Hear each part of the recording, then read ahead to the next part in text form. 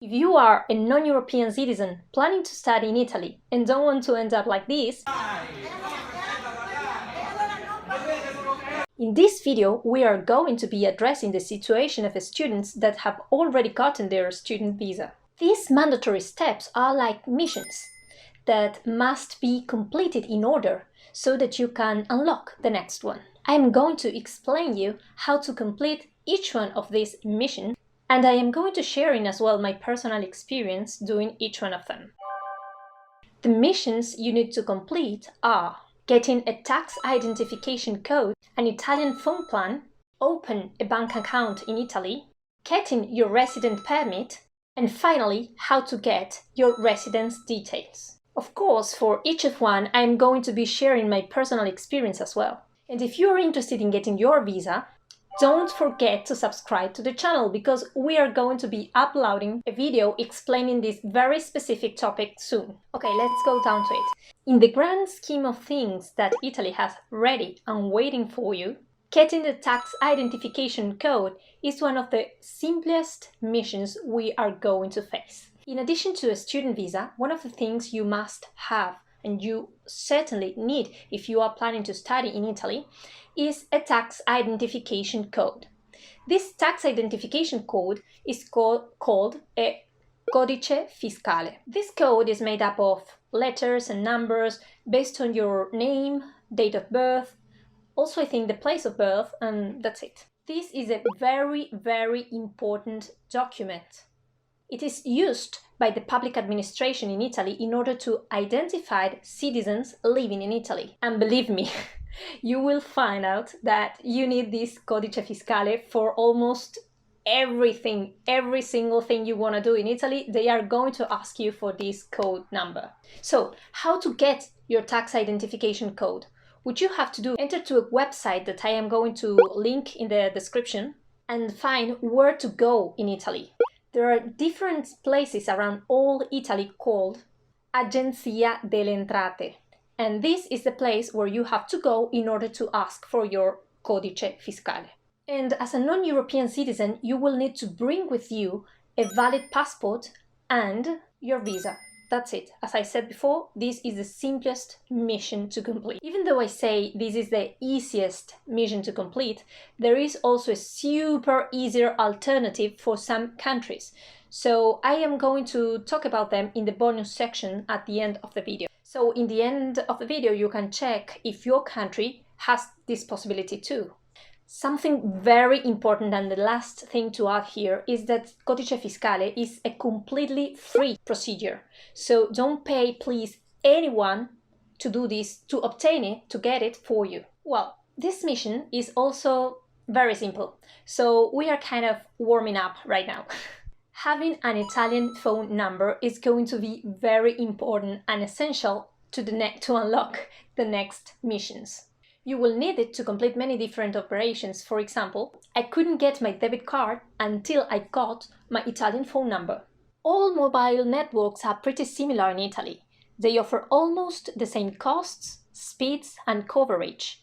The 4 largest mobile providers are Vodafone, TIM, Wind, and ITALIA. In our case, I'm using TIM, and I pay €11.99 per month, and I get limitless minutes in Italy and European Union, 300 international minutes, and 40 gigabytes. Of those, 7.6 are valid in the whole European Union. Well, now that you unlocked the operations to get your tax identification code and your phone number, you can open a bank account in an Italian bank. For non-European citizens, Italian banks offer a full range of services very similar, almost equivalent to those to European residents and citizens. As soon as I arrived as a student, I opened an account as a non-resident. I went to the bank UniCredit, which is in collaboration to some universities, and I got my Genius card.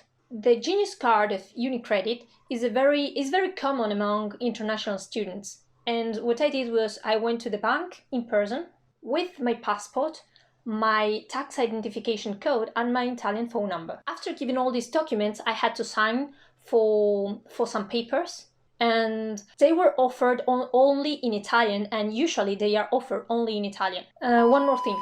I remember the account was activated within a couple of hours after the representative compiled all my information into the system, and I received the credit card in more or less a week. And well, now that I am a resident, I could upgrade the account, but I find myself perfect with what I have. Well, we arrived to a point where things are getting more complicated. Now we will be able to ask for the permit of residence. This in Italy is called permesso di soggiorno. In this case, no matter what visa you have, if you are a non-European citizen, you must apply for a permesso di soggiorno. Of course, if you are planning to stay here in Italy more than 3 months. This mission usually takes between 3 and 6 months to be completed. The first step requires you to fill out and submit the kit permesso di soggiorno. Once these forms have been filled out, you will have to take the kit along with the copies of all the documents you had to submit to the consulate to obtain your visa and go to the post office. In the post office, you hand in all the documents you have completed, and you will have to pay a fee of 30 euros. In addition, you will need to take a marca da bollo from a tabaccheria, and this costs 16 euros. And finally, you will have to pay, always in the post office, 56 euros for the kit permit processing. Next mission you must complete is change your residence information. When you move to Italy from another country, you must update your residency information. This declaration needs to be carried out in person at the local registry office in the city or district council where you are going to live. In Italian, it is called comune. Usually, you will have to ask for an appointment. So what you have to do is to check in the website of the comune of the city where you are living and ask for an appointment. Once you get yours, you will have to take a valid passport, a resident permit, or the receipt of a renewal of the same, a tax code, and the new address. After having registered the change of address, local authorities called vigili are going to come and inspect to your place. When they come, you will have to show them a valid form of identification and some proof that you are legally occupying that place. For example, a rental contract. Okay guys, up to here things are mandatory. Then you could also unlock the permanent resident level. And to do so, you have to complete 2 more missions, which are getting the carta d'identità and tessera sanitaria. And finally, as I promised, the bonus information.